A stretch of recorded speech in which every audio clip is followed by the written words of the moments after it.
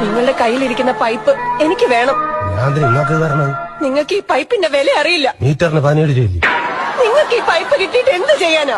അതുകൊള്ളാം, ഞാൻ ഇതുകൊണ്ട് ഊതും, ചിലപ്പോ അറുത്തുമുറിച്ച് കളയും. ഇന്ത്യൻ ഭരണഘടന ഒരു പ്ലംബറിന് അതിനുള്ള അവകാശം തന്നിട്ടുണ്ട്. പ്ലംബിംഗ് എന്ന 3 അക്ഷരത്തിന്റെ വില നിങ്ങൾക്കറിയില്ല.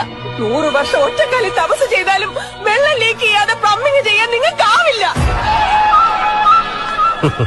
പ്ലംബിംഗ് അറിയുന്നവൻ ചെയ്തില്ലെങ്കിൽ വീട്ടിനുള്ളിൽ വെള്ളം കയറുന്ന മഹാസാഗരം. നനഞ്ഞിട്ടുണ്ട് ഒരുപാട്. 10ാം ക്ലാസ് തോറ്റു നിന്ന മോനെ കണ്ടപ്പോ അച്ഛനൊരാഗ്രഹം, എന്തിനാ പ്ലംബിംഗ് പഠിക്കാൻ വിടാൻ. നേരെ ചെന്ന് കയറിക്കൊടുത്തത് ഒരു സിംഹത്തിന്റെ മടയിൽ, ഉസ്താദ് ഉത്തമൻ മേശിരി. ചെന്നപ്പോ മൂപ്പര് നല്ല ഫിറ്റ. എന്താ സംഭവം? ജവാന്റെ കുറഞ്ഞ റം പൊട്ടിയൊലിച്ചുകൊണ്ടിരിക്കുന്ന പൈപ്പ് കാണിച്ച് പുള്ളി പറഞ്ഞു ദക്ഷിണ വയ്ക്കാൻ. പണിക്ക് പറഞ്ഞു വിട്ട അച്ഛനെ മനസ്സിൽ പ്രാഗിക്കൊണ്ട് പൈപ്പിന്റെ മുകളിൽ കയറിയെങ്കിരുന്നു.